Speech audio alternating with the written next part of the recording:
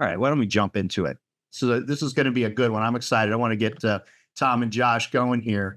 So good morning, everybody. Good afternoon. This is Glenn Setchfield. I'm the VP of Marketing for DMI. If you don't know DMI, we're a 35-year young company based in Boston, Massachusetts, that advocates for our financial professionals with education, marketing, and white glove product and case design support. Today, we're going to discuss the Tax Cuts and Jobs Act, the TCJA sunsetting, and how you might plan for this with your clients. But to bring clarity to the issue, we've brought in our very own business market coach, Tom Perrone, with over 50 years experience guiding business owners and their advisors in the various areas of business planning. He's the perfect expert to have on our panel. And joining in the conversation is Joshua Rhem, bringing 15 plus years of experience as a registered investment advisor to financial institutions, an insurance producer, and a wholesaler. And of course, we have you, the audience. So thank you for being here and consider yourself a part of the presentation. If you have questions, please use the Q&A function or add comments in the chat function. Also, you'll see survey questions pop up from time to time. Engage there as much as you can. And, we'd like to tailor this to your needs as much as possible. So that engagement really helps and really appreciate it. But yeah, I don't want to delay any further and just want to hand things off to Josh. What do you have to say, Josh? Well, again, thanks for being here and welcome to the Simplifying Sunset webinar. And at DMI, we like to say that we make life simple. We make life insurance sales concepts simple. We make legislation that pertains to our industry simple.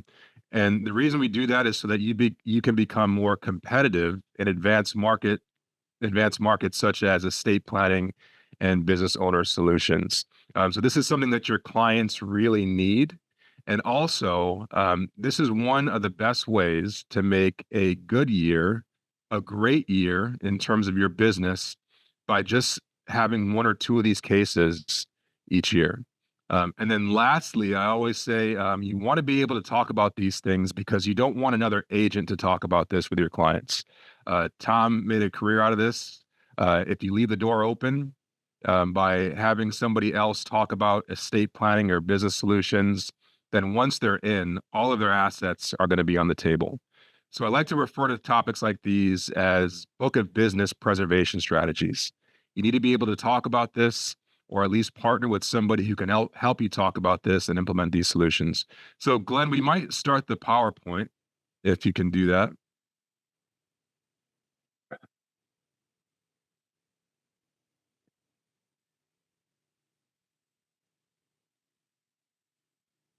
Easier said than done sometimes. But at any rate, so as Glenn gets that up, we can see multiple screens. So if you can work on getting just the PowerPoint, Glenn. But as that gets set up, as far as the agenda goes, we're going to keep things simple. So we're going to talk about how we help both business owners and high net worth clients. This is something that would apply to a business owner, and of course, since we're talking about estate taxes, this would also apply to your wealthier, high earning, high net worth clients. We're going to talk about what sunset means, and then we're going to talk about tax efficient strategies. So when it comes to how we help business owners and high net worth clients, football season is upon us. And at DMI, you'll find that we use a lot of football and sports analogies. Great. So if you can go to the next slide, Glenn, that'd be great. So the simple analogy here is how we help individuals and business owners is through a game plan. We put a game plan together for them. And this game plan really starts with what we refer to as a 2-minute survey. Now, this 2-minute survey is the most simple and effective way we have found to get your clients to tell you what their goals are and to tell you where the gaps in their planning are. So I'll say right now, if you want one takeaway from all of this, and if you want some return on your investment from the time that you spent with us today, go back and find one or two high net worth clients or one or two business owners, follow up with us, and we will give you this 2-minute survey to send to them. It's highly effective. Tom, what experience have you had with this 2-minute survey just over the past month or so? Well, again, as you know, advisors give me a call that want to do more work in the business market, and the 2-minute survey I've been using for 45 out of my 54 years in practice, and it opens doors almost 100% of the time. Let's say, I'll give you an example. This past week, I took an advisor and I showed him what to do, and he called on 3 of his relationships. He knew them and introduced them to the survey. They all filled it out. It took 2 minutes. I got the report. I put the reports together, and I do a video for each report. And we've had the video goes to the clients, and now we have a conference. And in each case, we opened up substantial areas of planning that they didn't really realize that they had to plan. But like I've told you, Josh, if I asked you how healthy you feel today, you'll feel great because you ate lunch, you're vertical, you're breathing, things are good, but you really don't know what's going on inside. And once you see the x-ray and realize there's a couple of things here and there, you don't feel as comfortable. So the survey really creates the pain of people thinking they're in good shape, but really seeing that out of the 12 questions, they only know 3 of them. So it motivates them to start looking into things, and we have a way of doing it. I would tell you that my survey system works, if not 100% of the time, I'll say 98% of the time. Good. Yeah. So the survey is a great conversation starter. By the way, I haven't had lunch yet, so my survey would show that I'm pretty hungry. But anyways, I digress. So that survey is a great conversation starter. It'll lead to the data we need to put together this game plan, the game plan for where they want to get to as high net worth individuals or as business owners. The game plan has 4 main sections. One for protection. So think things like just a basic life insurance need or key person protection. Equity, you might think about tax efficient income through life insurance vehicles or executive compensation. Growth, and of course, transition. Now, the transition part of this game plan is all we're going to focus on today. All right, Glenn, if you can go to the next slide.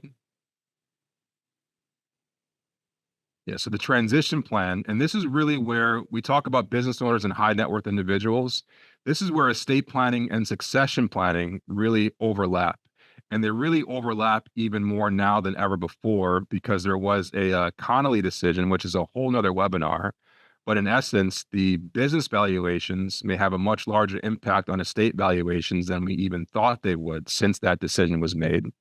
But estate planning and succession planning, this transition and the taxes pertaining to this transition is what the focus of our topic is today. So transition planning, or what's really referred to as the transfer tax. The transfer tax is both the estate and gift tax. This is a unified system. So the exemptions we're going to talk about today refers to the combination of both the estate and gift taxes that would apply to an individual. One way or another, you're going to pay taxes on whether you gift the gift assets while you're living or when you give them away when you die. So this transfer tax, the estate and gift tax, has to do with the taxing of your right to pass assets to others. Now, when this tax applies to somebody, it's at a rate of 40%. So it's a pretty stiff bill that one might get if this applies to them. Now, who it applies to and when it applies to a person, well, that's what this sunset issue is all about. So let's get into it. Tom, if you will, in simple terms, and you can go to the next slide, Glenn. In simple terms, what does this sunset mean? It means that the current law and the exemptions that we now have, which are close to 13 million, will end automatically, whether Congress does anything or not. It'll end on January 1, 2026. So all the particular benefits that one could be using have been lost. Good Very morning. good. Think of it like a big $6 million coupon of tax free. Okay. Because that's what it represents on per person. Excellent. Thank you for simplifying that. So, Glenn, if you go to the next slide. So just to sum this up, Tom, so as you mentioned, before the TCJA in 2017, the exemption was about 5.49 million. And this is for individuals. You can basically double it to see what the couple's exemption is. So before this happened in 2017, we were at about 5.49 million. Currently, with the TCJA level exemptions, we're at 13.61 million. And then what we're saying is possibly on January 1st, 2026 is when these limits might change. Is that correct? Correct. That's correct. And it's going to go back down to about 7 million. So Tom, we see these changes. That's pretty simple. But that third bullet point, I see the word possible, and I see a date that's over a year from now. So what's the urgency in building into our business plan, addressing something that only might happen, and if it does happen, it's over a year from now? Why are we even talking about this now? Well, there's two parts to this. The first part, that 7 million, that's the way it stands now, but there's nothing that says that can't be changed to even be lower. That's what was built into the law was the automatic indexing. So based on the indexing, that's where it will land, but that doesn't mean they can't step in and change it. Depends on the party. Okay. And why this date is important is you got a ton of estate planning practitioners, attorneys, and CPAs in this country that their offices are going to be jammed in planning, and you just don't spend one afternoon and do it. It takes quite a bit of work. So if you start to plan later in 2025, you might find that you don't have a path to go because everybody's going to be tied up. And I mean that literally. This is a big change. There's a lot of millionaires in this country that have to make changes. So that's why I'm saying the advisor is better well served to start the planning now. That's why the 3 cases were open this week. And the simple phrase was, let's talk about how the sunset may affect you. I'd like to see it for 20 minutes. And that's why they did the survey. There was motivation there. It's a great time to be an advisor. Great time. Yeah, that's a good point. So if and when this does happen, and a lot of people put it off, once it becomes clear that it's about to happen, we might have this backlog of people who need to address this that could cause unnecessary delays. And if I hear you correctly, this change that's happening over a year from now is generating business today. Is that correct? That's right. You have to, because a lot of the things that we might talk about today take time to do, and they take multiple meetings, but it's worth the time. So you really have to start now. Okay, cool. We appreciate that. So we get the idea of where it's at now, what's changing, and when. This, in the most simplest terms, is sunset. Okay. So how do we address it? Glenn, if you go to the next slide, Tom, in a previous conversation, you kind of summed it up in 3 ways, and I like that. You said we can address this change by giving things away, shrinking its value, or elimination. Can you just kind of elaborate on what you meant by that? Yeah, perfectly. Right now, we can actually start creating new wealth that will never be taxed by giving assets away, whether it be cash or stock or whatever, purposely. Because we do all have about a $6 million credit to use that we possibly can lose. And why not use it now? And I think we have some case histories we're going to talk about. Mhm. So giving away money will create a new estate, and it'll shrink what would normally be taxed at 40%. Shrinking value would be ways of using the code to actually look at a value of a company that's lesser than it may really be, and legally, okay, Right. by Right. using limited partnerships, by recapitalization, by using grats. And then the third thing is basically using the exemption credits to actually eliminate the total tax by a full giveaway, um, or funding the total tax. And what I mean by that is there's great opportunities to take small dollars and create very large dollars tax-free to eliminate any taxes on the estate, so you preserve the assets in the estate. Nice. Nice. Yeah. And again, while we're not giving tax advice per se, these are some very, very sound strategies that are within an agent and a financial advisor's wheelhouse to suggest. So this is great. And I think lifetime gifts, which will obviously fall under the bullet point of giving things away, that has seemed to be one of the most effective and simple techniques to address this. Why is that the case, Tom? And if you talk a little bit more about those gifts and what opportunity it presents for life insurance solutions. Yeah, I might add, this is like this is a phenomenal market for advisors and insurance people, the best I've seen in years. But basically, a lot of these solutions are backed by good life insurance policies. So, for an example, using your exemption credit, you could give money away into a trust and have the trust buy a lot of life insurance that basically will create tax-free for family legacy, for paying taxes, for whatever you want. So small dollars create big dollars, and you're giving it away all tax-free. So you're not, and that example, gift tax being, exemption being 18,000, that literally means a family of three, if mom and dad both agree, can give away $36,000 per donee, Mhm. times that, whatever that is, and create quite a long-term wealth.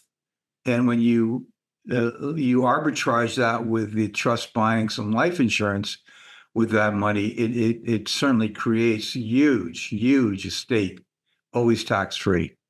Awesome. Yeah. And tax free is the name of the game. It's what we want to achieve, if at all possible, through these strategies. So, Glenn, if you go to the next slide, just to kind of sum up what he began to talk about, gifts and bequests. This is one powerful way to reduce your overall exposure to estate and gifts, this overall transfer tax. So those figures are correct. 18,000 per donee to each child. You can do what you refer to as what is a gift split. So really, it's 36 per donee or for each child. Now, I remember you saying something about crummy power. So crummy as an adjective typically doesn't describe something good. It describes something that's crummy and not so good. But my go ahead. Everybody thinks of the Edelman crumb cake when I say Yeah. that. But this was a 1969 case, Dr. Crummy. But basically what it is, and when you're giving away $18,000, for an example, into a trust, the $18,000 is the present interest gift. But the beneficiary has to have total control of that. Right. And if you're going to use like an irrevocable life insurance trust and put $18,000 in there, you have to file what they call a crummy letter that basically gives the beneficiary the opportunity of withdrawing the 18,000 and using it for their own benefit, or it lapses. Well, because you gave them the right, that makes it a present interest gift. The fact that they did nothing it still keeps it as present interest. And now the trustee can use that to buy life insurance. as opposed to not having that present interest, and now you're eating away your exemption credit. So this is over and above the exemption credit that we get. So it's stuff we've done for years. I've been writing irrevocable trust since 1970, and but Crummy came into play just before I came into the business. So you got to learn that, but that's no big deal. Yeah, and that's important because gifting may be a strategy that a lot of these business owners or high net worth individuals and couples use. So again, if my parents wanted to give me a gift, but it went into the trust that I had no access to, and that's not really a gift, correct? The gift would have to give me a period of time to choose to withdraw the money, and that according to Crummy Powers would make it more of a present value gift. Is that Yes. accurate? Yeah, as long as if there was a stipulation, you need the Crummy Powers. But if they gave the 18,000 to the trust and you could do whatever you want with it, you had to control. You have to have control of it. That's all. And if you're not going to get control, the Crummy provision comes into play. Awesome. Yeah. So that's a very important nuance. There's more things like that that make it very useful to keep educating yourself on stuff like this. Don't have to become an expert, but this is why we're doing this. So you know where to turn to. And you can stand out in this market now by utilizing DMI and our partners like Tom Perrone. So I think we've simplified Sunset pretty well. We've touched on some high level ways to address reducing our estate tax exposure. Can we now look at just a case study example? And Tom, if you want to kind of walk us through this scenario and what it means and how it applies. But so in this particular one, we have a couple, a mom and dad, strong income. They do happen to own a business. Their business interest is over 8 million. Their total estate, which could be other assets, property, all of it, is close to 15 million. And I'll let you take it from there. What are some of the problems that they might face? A couple like this might face, Tom. Well, they're going to certainly have growth. Mom and dad are pretty young, and the business is going to grow. So consequently, and then the other thing is they don't know where the exemption credits are going to fall. And now they have an opportunity of starting shifting in case the exemption credits really go down low in the future, because look at we're broke. We need more tax money. We're going to get it from the rich more and more. So one thing that might happen here would be they could make $108,000 gift per year into a trust in which maybe they would take part of that and buy a life insurance policy, maybe even a second to die. They can buy quite a bit. And they would file a Crummy provision if they're making annual deposits. But on the other hand, let's say they took a lump sum of $6 million and threw it in there, and then let the trust buy the life insurance for a certain amount of maybe a 10 pay or something like that. But in any event, they could do a couple of things here. One, they could have a death benefit at their death to pay any estate taxes that come into play because the exemption credit was low. And also they can create a legacy trust for their family. In some cases like that, you would want generation skipping provisions in there with grandkids and all that stuff. But it's the chassis to create wealth, help pay for taxes, and take advantage of shifting tax-free. Okay, so we're really moving money in here without paying a tax and creating a state. And this is a very typical case. And most business owners have no problem doing this because if you set it up properly, we could set the cash flow up through their business. So it's not coming out of their pocketbook. Yeah. Yeah. I would agree that this is pretty common. You do have those high net worth individuals who really don't have any legacy goals. Some of them say, when I die, I want to write my last check and I want that check to bounce. They just want it all to go away in their lifetime. But more often than not, your higher net worth clients, your business owners will have legacy goals.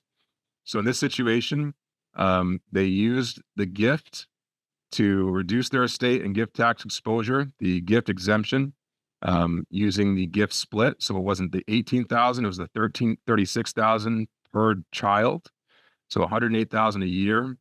And what we did is we took a portion of that. So for this life insurance second to die policy, we said, hey, let's take just 70,000 of that gift that you're giving, and let's do a 10-pay second to die life insurance policy.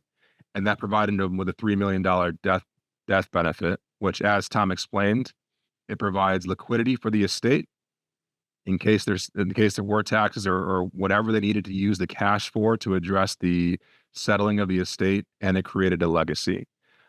So by the way, when we set it up like this, when protection and death benefit is the goal, those type of policies have higher targets and higher compensation, because you're still in this to do business. So that target that's probably like a $50,000 payday in terms of target in a case like this.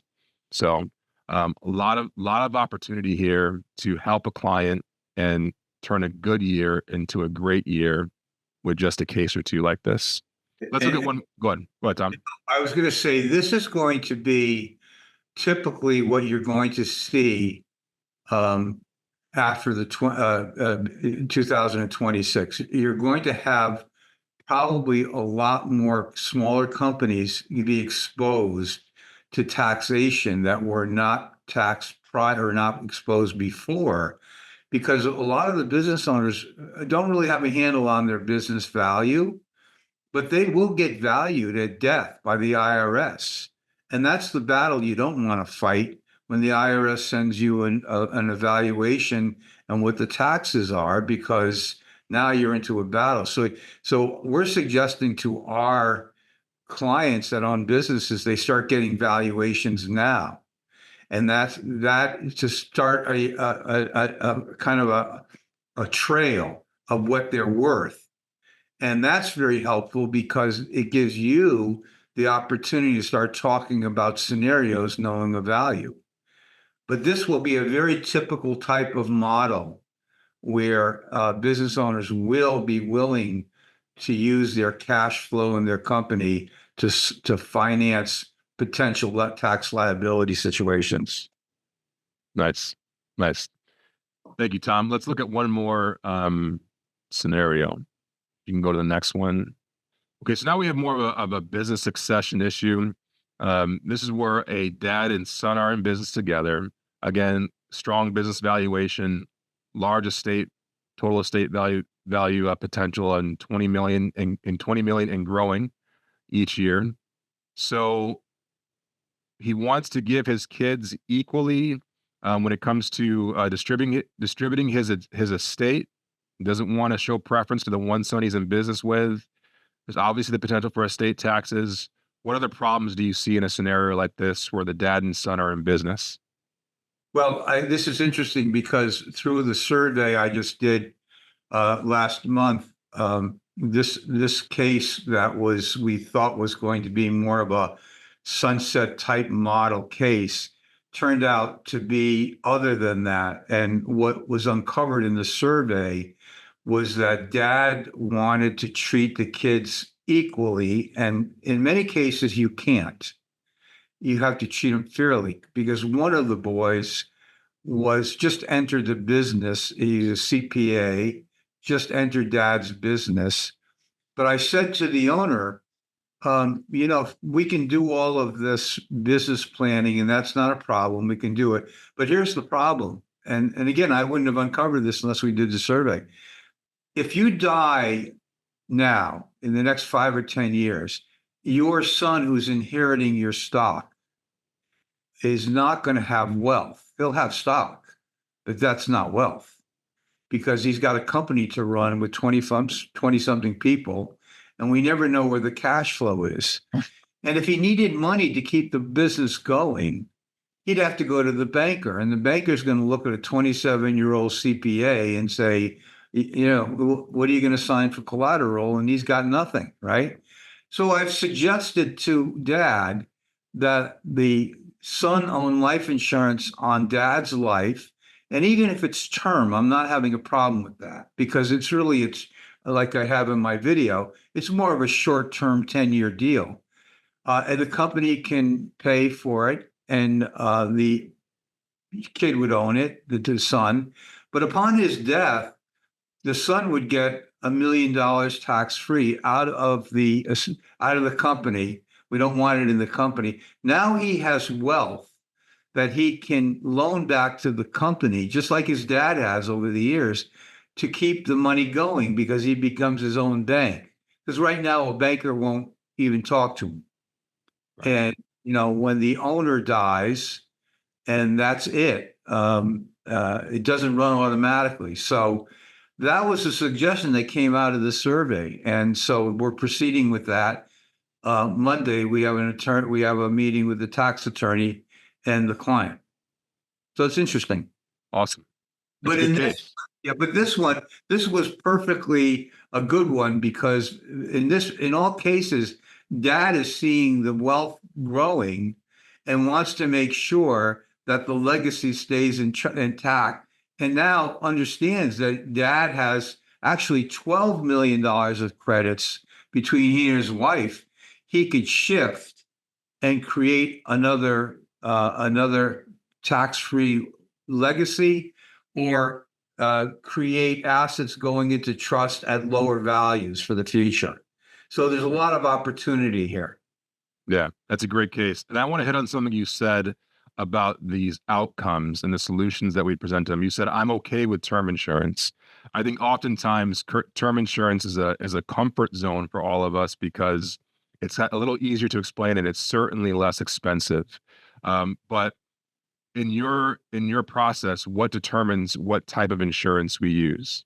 What would you say, Tom? Well, the first thing I would say, if you want a real full-length explanation, the advisor should ask you for the video I did on what type of plan should you use. Right. I outline that. And it really should not be anything that the CPA or attorney says. You should define it. Is this a permanent problem or is it a short-term problem? And once you have that, you'll know what to offer. And I go over that in the video. If you go over the video, I think most advisors will end up selling more permanent insurance compared to the fact that they automatically default to term, and they shouldn't.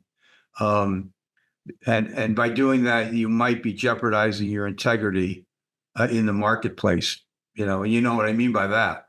Term runs out. Now, what does the uninsured person do? But still got the same problem, right? Right.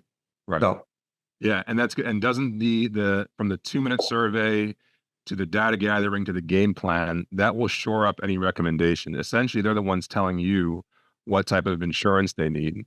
They're the ones telling you whether their problems are permanent or temporary, and then that will lead to an obvious solution.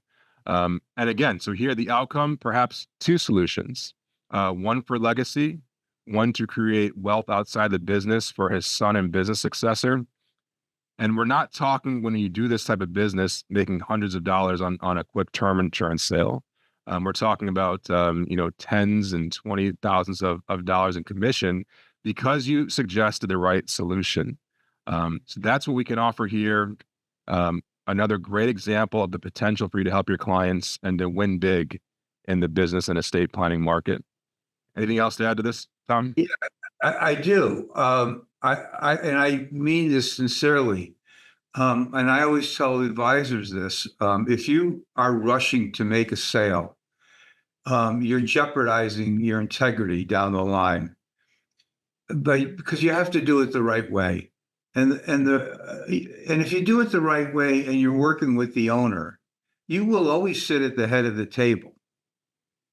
I could call up any owner and say, I want my team to go and look at your 401k, your health insurance, blah, blah, blah. And you know why they would let me do that? Because I took care of their problems. He doesn't really care who relationship the HR person has who did the group insurance. He wants his guy who took care of him, saved him taxes, and did the right thing and worked with him. And by doing it this way, you keep a client. You don't lose clients. Yeah. You gotta know. And like I said to you earlier, you don't have to know all this stuff. I mean, I know more than I should probably. That's kind of dangerous. You just have to, as an advisor, be aware of it and where it fits.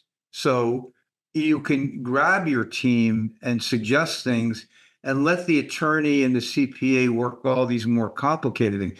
But you would really look foolish by not knowing many of these things. And again, they could learn it, Josh, if they get in touch with you and get those videos that I did on Sunset. There's 2 of them, as you know. Yeah. Yeah, no, good. And that was the point where we're about a half hour, a little bit more in. That was the point I was going to kind of end on, is at this point, we've talked about some, even though they're a high level and we simplified this as best we could, probably a lot of terms and strategies in here that you're not going to walk away being an expert on, and that's okay. So Tom, just to end it on, what would you say for all of our attendees and any agent or advisor, what's their responsibility to their clients when it comes to Sunset? Well, I would reach out, excuse me, to anybody who you feel has some relative wealth. They don't have to be wealthy, but if they're growing and they do have some wealth, and you know what, even if they don't, this is a great reason to say to them, I want to talk to you. The same things are changing. I want to do a review with you, and and do it, because if you don't do it, somebody else is going to talk about this and you're going to lose a client. And as I'm showing the advisors that call me, it's a very simple way of extracting a lot of information. As I say to our clients, I tell them, I only need you for 2 minutes to get the data I need to put a nice agenda that would be your agenda, not mine, to talk about Sunset. It's that simple. Nice. Nice. Excellent. So I hope we provided some clarity around this subject. Hope we've provided some type of direction that you need to go in order to tap into these markets. You can do it. You should be doing it. Your clients need it, and it's a great source of additional revenue for your business. So with that, Glenn, I don't know if we have any questions in the chat or anywhere else. Yeah, we do. Actually, one question would be, we've got a number of questions, so Sorry. prioritize. Why is valuation of a company more important than ever now? A state must have a certified valuation when filing a state tax return. So why is valuation of a company more important than ever now? Well, it is important because what you don't want to do is fight with the IRS about what they think it's worth. And, you know, I hear advisors say, well, my client says his industry's rule of thumb is 5 times multiple. Well, I would throw that out because nobody's a rule of thumb. It's like an average. Nobody's an average. I tell my people, get an evaluation so you start the breadcrumb trail. Because if you die tomorrow, you can look back and say you're a certified evaluator or appraiser came in and did it. The last thing you want is to go through the series of the IRS and fight with them, because they have layers of departments that will fight you or make suggestions. And to get to tax court, forget it. It takes forever and it costs you a lot of money. So when you have a 40% estate tax liability on exposure, you don't want to screw around with that. So, and business owners think their companies are worth more than they really are. So they should get real with it and get an evaluation. It's all about taxes. Thank you, Tom. Appreciate it. And you guys answered this to some degree on the call, but what else would you say about this question? Where does the products we sell come into play when using these strategies? Almost in every situation. Remember, our products are capital. And where capital is needed, our products work. Because where do we need capital the most? Is usually when someone dies or becomes disabled. And a lot of these gifting strategies are really arbitraging for the future, because the donor is usually older. And upon their death, that's where we need the capital to replace or to be available to pay taxes, so that that $5 million building isn't put on the auction block and sold for $2 million, you see, because we owe $3 million to the IRS. So almost every case, Okay, it's there. And the other part of that, and that's not even talking about the business discussion you have with business owners, where even if there isn't a problem, you get to talk to your business owner about utilizing their cash flow to create wealth outside the business, tax free. You know, sometimes when we talk about business owners, we have a purpose when we're talking to them, and the discussion leads down another path, which is just as opportunist as the first path, right? We're planning. That's what we're doing. Yeah, and with that being said, there's another question here that's asking, how do I develop these strategies? I think this question. I'm sorry, what was it? How do we? The question would be, how do I develop these strategies? Probably a good question for you, Tom. Yeah, a lot of times it comes through a lot of experience, but I'll give you an example. I have one advisor right now that last week or this week, he brought me 3 surveys, and he's learning more about evaluation, business buyout agreements, mistakes he's made, and now he's got to correct it from my tutelage. But he's learning how to use the business cash flow to create a lot of wealth that he thought he knew a lot about executive compensation and estate planning. But until you really get into the lion's den and start working with these things, you learn real quick. So like I did when I was 21 years old, I found a mentor. I worked with them for many years, and I learned more in 5 years than I would have learned in 30 years. And here I am 54 years later, still doing it, right? Well, we appreciate you doing that, Tom. And we do have a question here, another question. Sorry for all the questions, but want to get to all of these. So somebody was asking about where are Tom's videos. I may be able to answer that myself. I actually would direct you to Joshua Rhem, and he can help you with that. And actually, I asked, answer a lot of the questions that you might have, and then direct you to the video, so it would be most appropriate. Is that fair to say, Josh? Yes, very fair to say. Just reach out to me, and I'll send you any videos you need and some of the ones that I would recommend. Well, let me also, but Josh, I know there's a limited that I allow to be out there because I do make my clients and my advisors. So unless they're hooked up with me, unless they're the ones that I've given you permission, which I have, the sunset ones and the there's a few of them. Yeah. So we'll send from that approved library, if you will, and then even better, we'll go from there and see what we can build on by partnering with Tom. Yeah, there you go. Well, guys, very educational. I think we have more webinars in our future around this topic. I'd love to see another one where we even cover more case studies. I think, in Q1 of next year, let's get together again and, see where politics fall and all that kind of stuff. Yeah. And see how that affects the matter. So, but hey, I really appreciate you guys both lending your expertise on the topic today. And then we have another question. One more question. How can I get a hold of the survey? The answer there again is get in contact with Joshua Rhem. So he can help you with all that. That is, and we know how solution-based you advisors are. This is the most non-salesy, solution-based approach to gathering information. It's extremely effective. So that 2-minute survey, please reach out to me and we'll tell you how to implement that. Yeah, perfect.